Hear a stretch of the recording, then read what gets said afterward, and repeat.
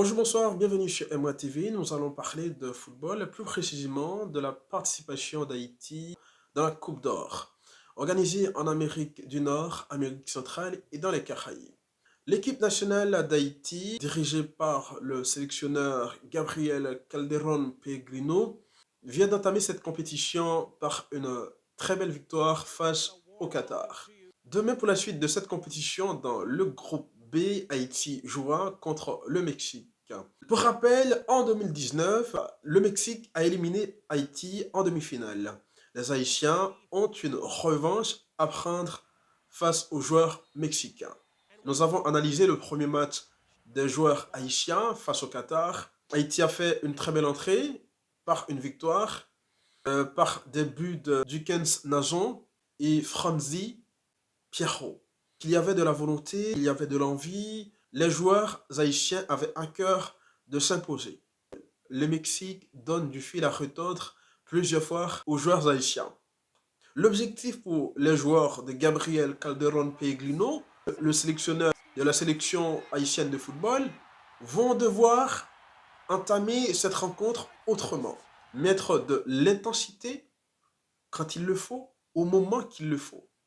Être précis dans les passes. Avec le Mexique, ce n'est pas la même configuration. Le Mexique, très souvent, pratique un football assez élevé, avec des contre-attaques très terribles. Il faut que les joueurs haïtiens fassent très attention.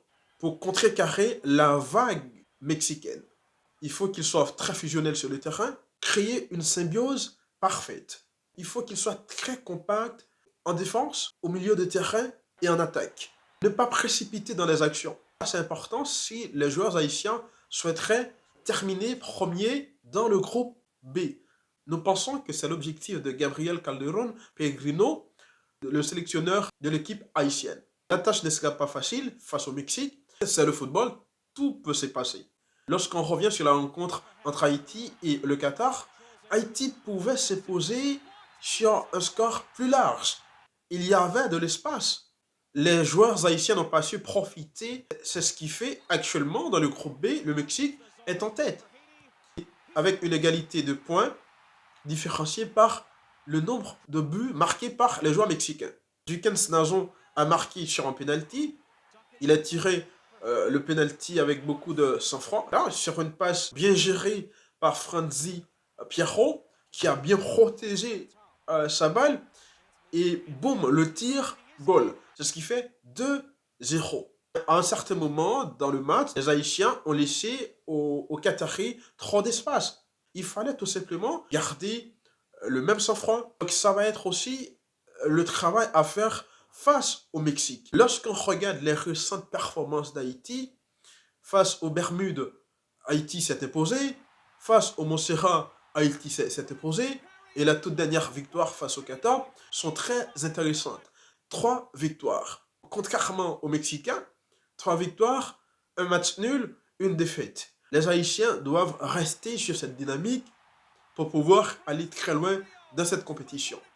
La revanche est à prendre, c'est-à-dire battre le Mexique pour terminer premier dans le groupe B, sachant que le prochain match à jouer, ce sera contre l'Honduras. Un match nul suffirait aux Haïtiens d'accomplir la mission comme ils le souhaitent. Il faut se dire que la bataille n'est pas encore gagnée, il faut continuer à aller vers l'avant. Vous avez un coup à jouer, il faut se donner pleinement. Faites preuve d'un grand mental afin d'aller chercher la victoire contre le Mexique et terminer premier du groupe B. Afin d'encourager notre travail, nous vous invitons à abonner à notre chaîne YouTube, TikTok, Instagram, Facebook et activer la cloche de notification afin de rester informé de toutes nos publications.